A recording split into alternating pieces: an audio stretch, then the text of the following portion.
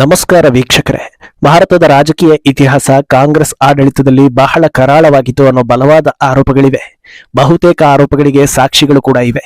ಈಗ ಬಿಜೆಪಿ ಸಂಸದ ನಿಶಿಕಾಂತ್ ದುಬೆ ಸ್ಫೋಟಕ ವಿಚಾರವೊಂದನ್ನ ಬಯಲಿಗೆಳೆದಿದ್ದಾರೆ. ದೇಶದ ಮೊದಲ ಪ್ರಧಾನಿ ಹಾಗೂ ಅವರ ಪುತ್ರಿ ಭಾರತಕ್ಕೆ ಎಂಥ ದೊಡ್ಡ ದ್ರೋಹವನ್ನ ಬಗೆಯೋದಕ್ಕೆ ಸಿದ್ಧರಾಗಿದ್ರು ಅನ್ನೋದನ್ನ ದಾಖಲೆ ಸಮೇತ ಬಿಚ್ಚಿಟ್ಟಿದ್ದಾರೆ.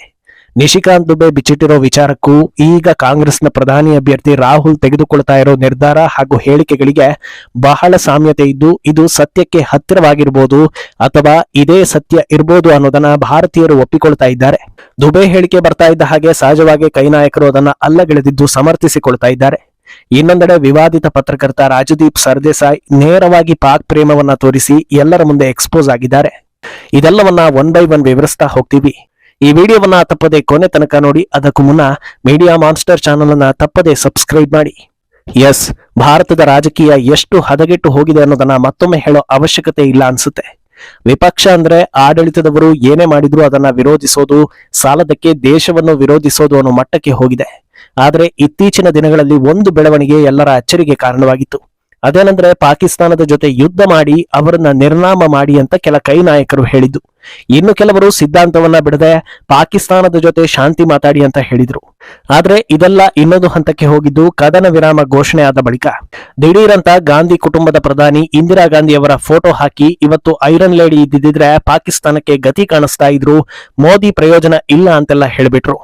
ಆದ್ರೆ ಈಗ ದುಬೆ ಐರನ್ ಲೇಡಿ ಯಾರಿಗೆ ಗತಿ ಕಾಣಿಸೋದಕ್ಕೆ ಮುಂದಾಗಿದ್ರು ಅನ್ನೋ ಅಸಲಿ ದಾಖಲೆಯನ್ನ ಬಿಚ್ಚಿಟ್ಟಿದ್ದು ಇಡೀ ಭಾರತವೇ ಹುಬ್ಬೇರಿಸ್ತಾ ಇದೆ. 1948 ಅಂದ್ರೆ ಭಾರತಕ್ಕೆ ಸ್ವಾತಂತ್ರ್ಯ ಬಂದು ಹಾಗೂ ಕೆಲ ನಾಲಾಯಕರ ತೆವಲಿಗೆ ಭಾರತ ಬೇರ್ಪಟ್ಟು 1 ವರ್ಷ ಆಗಿದ್ದ ಹೊತ್ತಲ್ಲಿ ಪಾಕಿಸ್ತಾನ ಕಾಶ್ಮೀರಕ್ಕಾಗಿ ಅಟ್ಯಾಕ್ ಮಾಡುತ್ತೆ. ಆಗ್ಲೂ ಕಟ್ಟೆ ಪಂಚಾಯಿತಿ ಮಾಡ್ತೀವಿ ಅಂತ ಅಮೆರಿಕ ಹಾಗೂ ಬ್ರಿಟನ್ ಮಧ್ಯಸ್ಥಿಕೆ ವಹಿಸಿದ್ರಿಂದ ಈ ವಿಚಾರ ಕುರಿತಂತೆ ಮಾತುಕತೆಗಳು, ಸಭೆಗಳು ಮುಂದುವರಿತಾನೆ ಇರುತ್ತೆ. 1962 ಹಾಗೂ 1964 ಮಧ್ಯೆ ಕಾಂಗ್ರೆಸ್ ಸರ್ಕಾರದ ನಿರ್ಧಾರದಂತೆ ಸಚಿವ ಸ್ವರಣ್ ಸಿಂಗ್ ಹಾಗೂ ಪಾಕಿಸ್ತಾನದ ಜುಲ್ಫಿಕರ್ ಅಲಿ ಭುಟ್ಟೋ ನಡುವೆ ಒಂದು ಒಪ್ಪಂದದ ಮಾತುಕತೆ ನಡೆಯುತ್ತೆ. ಯಾವ ಪೂಂಚ್ ಹಾಗೂ ಉರಿ ಭಾಗವನ್ನ ಪಾಕಿಸ್ತಾನಿ ಉಗ್ರರು ಅತಿಕ್ರಮಣ ಮಾಡಿದ್ರೋ ಆ ಭಾಗವನ್ನ ಅವರಿಗೆ ಕೊಟ್ಟು ಬಿಡೋ ನಿರ್ಧಾರಕ್ಕೆ ಬರಲಾಗುತ್ತೆ.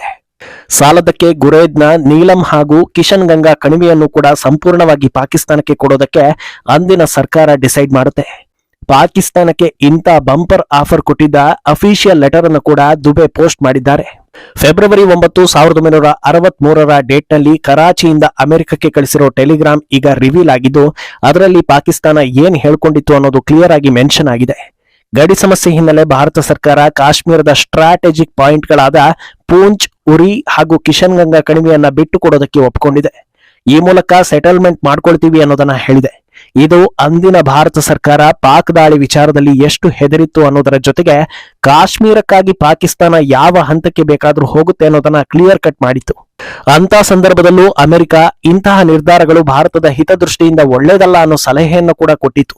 ಇದು ಕೂಡ ಟೆಲಿಗ್ರಾಮ್ ಅಲ್ಲಿ ಮೆನ್ಷನ್ ಆಗಿದೆ ಅಂತ ದುಬೆ ಪತ್ರವನ್ನ ಹಂಚಿಕೊಂಡಿದ್ದಾರೆ. ಈ ರೀತಿ ದೇಶದ ಜಾಗವನ್ನ ಬಿಟ್ಟುಕೊಟ್ಟವರು ನಮಗೆ ರೋಲ್ ಮಾಡಲ್ಲ ಅಂತ ದುಬೆ ಪ್ರಶ್ನೆ ಮಾಡ್ತಾ ಇದ್ದಾರೆ. ಕೆಲ ದಿನಗಳ ಹಿಂದಷ್ಟೇ ಕಾಂಗ್ರೆಸ್ ವಿರುದ್ಧ ಗಂಭೀರ ಆರೋಪ ಮಾಡಿದ್ದ ದುಬೆ 1968 ಇಂಥದ್ದೇ ಒಂದು ಒಪ್ಪಂದ ಮಾಡಿಕೊಂಡಿದ್ದ ಅಂದಿನ ಕಾಂಗ್ರೆಸ್ ಸರ್ಕಾರ ಪಾಕಿಸ್ತಾನದ ಮುಂದೆ ಮಂಡಿಯೂರಿತ್ತು. ಕಚ್ನ ರಣ್ ಪ್ರದೇಶದಲ್ಲಿರೋ ಸುಮಾರು 828 ಸ್ಕ್ವೇರ್ ಕಿಲೋಮೀಟರ್ ಭೂಮಿಯನ್ನ ಪಾಕಿಸ್ತಾನಕ್ಕೆ ಬಿಟ್ಟುಕೊಟ್ಟಿತು. 1965 ಇಂಡೋ ಪಾಕ್ ಯುದ್ಧದಲ್ಲಿ ಭಾರತ ಘನ ವಿಜಯ ಸಾಧಿಸಿದ್ರೂ 3 ವರ್ಷಗಳ ಬಳಿಕ ಮಂಡಿಯೂರಿದ್ದು ಯಾಕೆ ಅನ್ನೋದು ಅಚ್ಚರಿ ವಿಚಾರ. ಹೀಗೆ ಕೆದಕ್ತಾ ಹೋದ್ರೆ ಇಂದಿರಾ ಗಾಂಧಿ ಈ ರೀತಿ ನಮ್ಮ ದೇಶದ ಜಾಗವನ್ನ ಬಿಟ್ಟುಕೊಟ್ಟ ಎಷ್ಟೋ ಉದಾಹರಣೆಗಳು ಸಿಗ್ತಾನೆ ಹೋಗುತ್ತವೆ. ಇಷ್ಟೆಲ್ಲ ಅವಾಂತರಗಳು ನಡೆದಿದ್ರು ಮತ್ತೆ ಐರನ್ ಲೇಡಿ ಅಂತ ಹೇಳ್ಕೊಂಡು ಅವರನ್ನ ನೆನಪಿಸೋದಕ್ಕೆ ಹೋಗ್ತಾ ಇರೋದು ಹಾಸ್ಯಾಸ್ಪದ ಅನ್ನೋದು ದುಬೆಯ ವಾದ.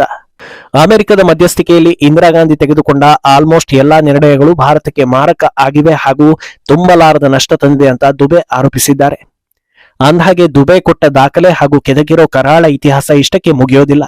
ಇದು ಭಾರತದ ಇಂದಿನ ಪರಿಸ್ಥಿತಿಗೆ ಕಾರಣವಾಗಿರೋ ಅಂದಿನ ಆಡಳಿತ ವೈಫಲ್ಯಗಳನ್ನೆಲ್ಲ ಮತ್ತೆ ಮುನ್ನೆಲೆಗೆ ತಂದು ಚರ್ಚೆ ಆಗುವಂತೆ ಮಾಡ್ತಾ ಇದೆ. ಇವತ್ತು ಚೀನಾ ಜೊತೆಗೆ ಗಡಿ ಸಮಸ್ಯೆ ಆಗಿರೋದಕ್ಕೆ ಅಂದಿನ ನೆಹರು ಹಾಗೂ ಇಂದಿರಾ ಸರ್ಕಾರಗಳೇ ಕಾರಣ.